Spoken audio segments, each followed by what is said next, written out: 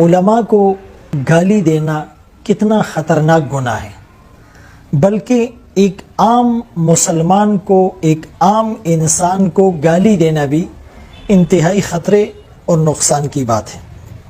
بانی تبلیغ مولانا محمد الیاس رحمۃ اللہ علیہ، اللہ ان کی قبر پر کروڑوں رحمت نازل فرمائے، ان سے کسی نے پوچھا کہ حضرت، کسی عالم کے قول اور فعل میں تضاد ہو، اس کے کردار اور گفتار میں خامی ہو، تو ہم اسے برا کہہ سکتے ہیں، اس کی غیبت کر سکتے ہیں، اسے لعن طعن اور تشنیع کا نشانہ بنا سکتے ہیں؟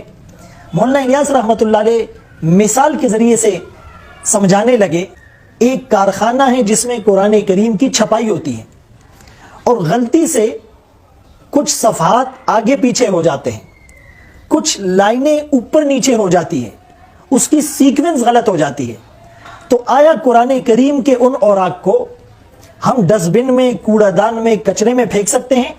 اس کی بے ادبی، اس کی توہین کر سکتے ہیں؟ سائل کہنے لگا ہرگز نہیں۔ مولانا الیاس رحمۃ اللہ علیہ پوچھنے لگے کہ بھائی، یہ صفحات آگے پیچھے ہو چکے ہیں، لائنیں اوپر نیچے ہو چکی ہیں، اس کی سیکوینس اور ترتیب بدل چکی ہے، تو اب اس کی توہین کرنے میں کیا گناہ ہے؟ وہ سائل کہنے لگا حضرت، جو بھی ہے، جیسا بھی ہے تو قرآن ہے، تو قرآن کریم کی آیات ہے، تو مقدس اوراق۔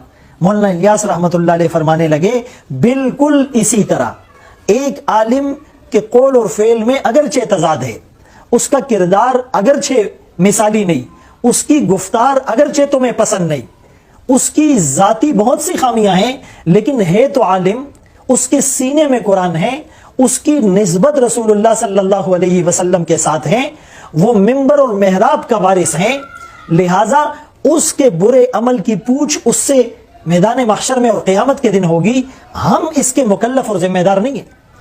اور پھر اگر وہ غلط کام کرتا بھی ہے، ایک عالم اس کی اصلاح کرے، ایک عالم اس پر تنقید کرے، یہ تو کچھ سمجھ میں آنے والی بات ہے، لیکن ایک عام آدمی وہ تنقید کے نشتر چلاتا ہے اور کریٹیسائز کرتا ہے، کریکٹر ایسیسینیشن کرتا ہے، تو یہ انتہائی خطرے اور نقصان کی بات ہے۔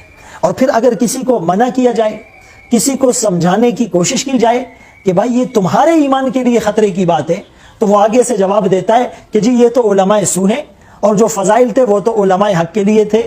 تو کتنی بدقسمتی کی بات ہے کہ علماء حق اور علماء سو کا فیصلہ بھی عوام کرنے لگے ہیں۔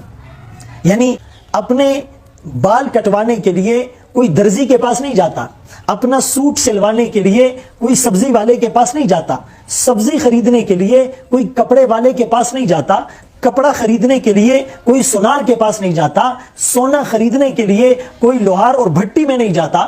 یعنی ہر چیز کی اسپیسیفک چیزیں ہیں۔ یعنی ڈاکٹر بننے کے لیے آپ کو میڈیکل کالج جانا پڑے گا، انجینئر بننے کے لیے آپ کو انجینئرنگ کالج جانا پڑے گا، اور آپ کو بیچلر آف ایجوکیشن کے لیے آپ کو اس کی خاص یونیورسٹی میں جانا پڑے گا۔ لیکن دین بیچارہ اتنا مظلوم ہے، علماء بیچارے اتنے لاوارث ہیں کہ جس کے جی میں جو آئے، جب آئے، جیسا آئے، جہاں آئے، وہ فوراً اس پر وار کر دیتا ہے۔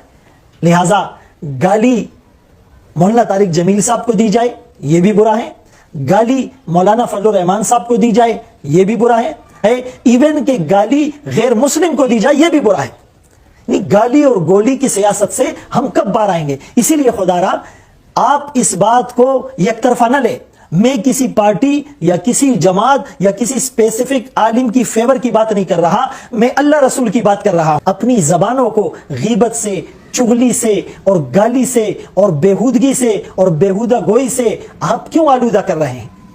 حسن بصری رحمۃ اللہ علیہ سے جب کسی نے پوچھا کہ حضرت علی رضی اللہ عنہ، حضرت امیر معاویہ رضی اللہ عنہ کے مابین جو جنگ ہوئی، تو اس میں حق پر کون تھا؟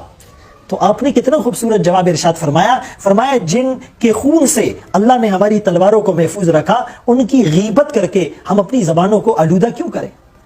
اور دوسرے عالم نے جواب دیا، تلک امت قد خلت لہا ما کسبت ولکم ما کسبتم، وہ کچھ لوگ تھے جو پہلے چلے گئے، ان کے لیے ان کا عمل اور تمہارے لیے تمہارا عمل۔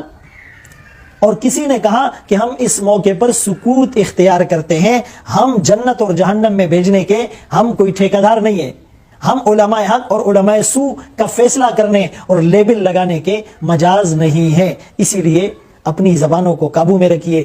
معاذ بن جبل رضی اللہ تعالیٰ عنہ جو اس امت کے علماء کے سردار ہوں گے، قیامت کے دن اس امت کے علماء کا جھنڈا ان کے ہاتھ میں ہوگا. رسول اللہ صلی اللہ علیہ وسلم نے انہیں یمن کا گورنر بنا کر بھیجا تھا. آج بھی اربد میں ان کا قبر وہ خوشبوؤں کا سمندر ہے. رسول اللہ صلی اللہ علیہ وسلم نے انہیں کیا نصیحت ارشاد فرمائی تھی؟ املک علیک لسانک، کنٹرول یور ٹنگ، اپنی زبان کو قابو میں رکھنا. 22 ویلر ٹرالر کو بریک لگانا آسان ہے، زبان کو قابو میں رکھنا مشکل ہے. رسول اللہ صلی اللہ علیہ وسلم کا فرمان ہے، 2 چیزوں کی ضمانت مجھے دو، جنت کی ضمانت مجھ سے لے لو. ایک جو 2 جبڑوں کے درمیان یعنی زبان، اور دوسری جو رانوں کے درمیان یعنی شرمگاہ کی حفاظت. اور ضمانت تم دو، جنت کی ضمانت رسول اللہ صلی اللہ علیہ وسلم دے رہے ہیں.